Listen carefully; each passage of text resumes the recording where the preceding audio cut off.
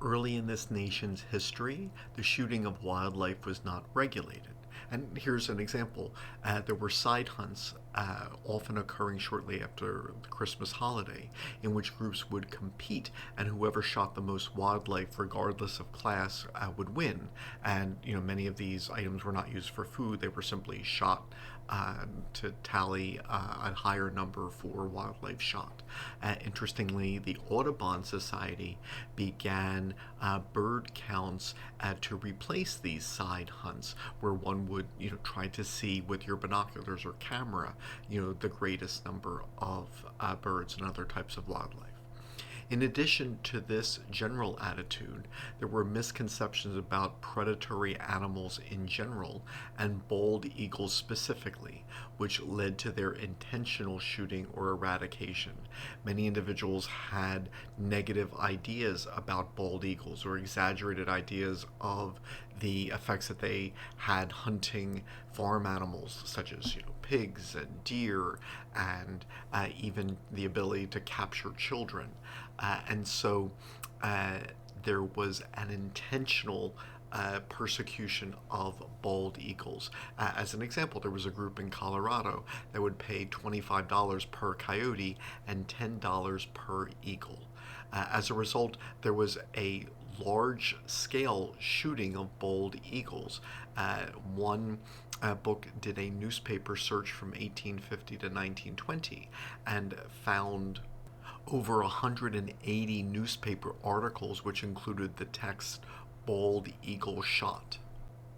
The Bald Eagle Act of 1940 protected bald eagles, although not in the state of Alaska.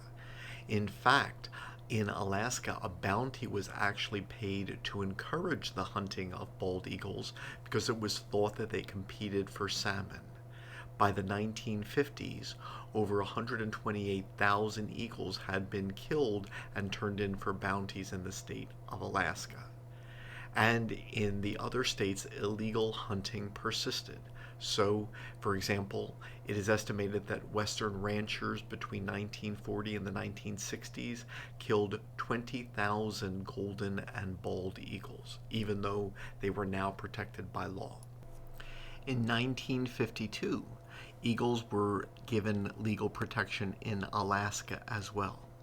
In 1966, an Endangered Species Preservation Act passed, which included bald eagles under its protection in the next year, and this was the precursor for the Endangered Species Act of 1973.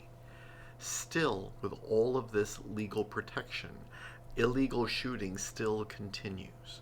Decade after decade, many bald eagles, including in some cases the majority of eagles found dead, have been shot, although this percentage has dropped in recent decades. In 1980 in New York State, when pesticides were also affecting eagles, the last wild breeding male in the state was shot.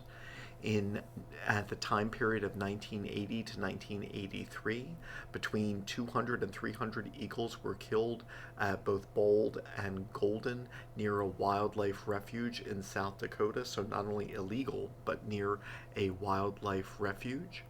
In 2023, two men were charged with killing 3,600 birds, including eagles. A 2023 study of birds found dead near power lines, seeking to quantify the numbers electrocuted, found that the majority had been shot, and this included bald and golden eagles. And so one can see that even though there is legal protection, there continues to be illegal shooting, which takes a heavy toll on eagle numbers.